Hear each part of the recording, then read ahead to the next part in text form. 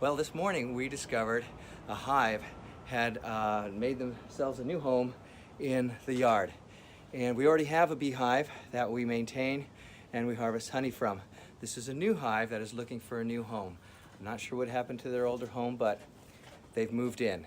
And so my buddy Philip is here, and we're about to go down there and rescue these bees. We're going to get them out of the tree into a box, and we're going to take that box to the farm and find them a new home. And hopefully this all works out okay. But it's gonna be exciting either way. This is the hive we're going to rescue.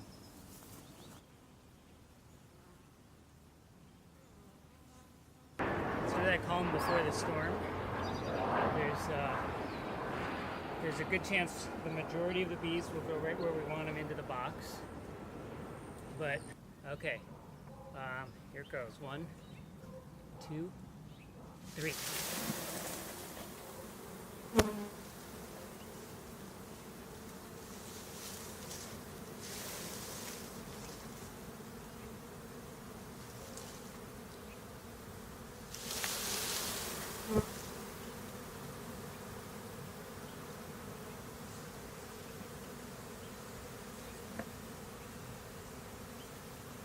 That wasn't as smooth as I had hoped. Just so that I can get off the ladder and then I'll take it back from you. Okay, you can just hold it right there, it's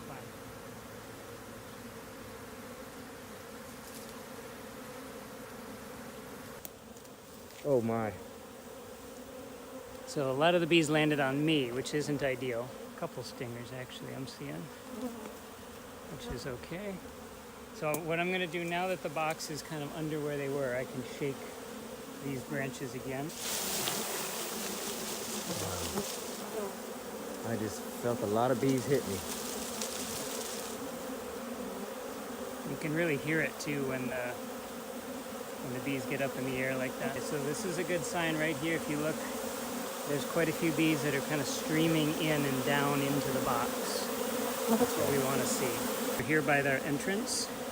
Some of them are standing almost on their heads with their wings up in the air. What they're doing there is they're fanning out that pheromone, that this is home pheromone, which is where we want them, signaling that this is where the bees should start to gather.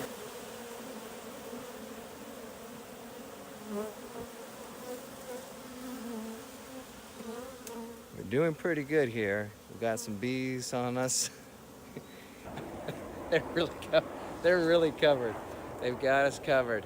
Oh my, yeah. The reason we closed up the box is they are looking for a dark cavity to go into. So if we can provide that for them, they're more likely to stay. But we're going to slide them all the way together so they're tight. Yeah.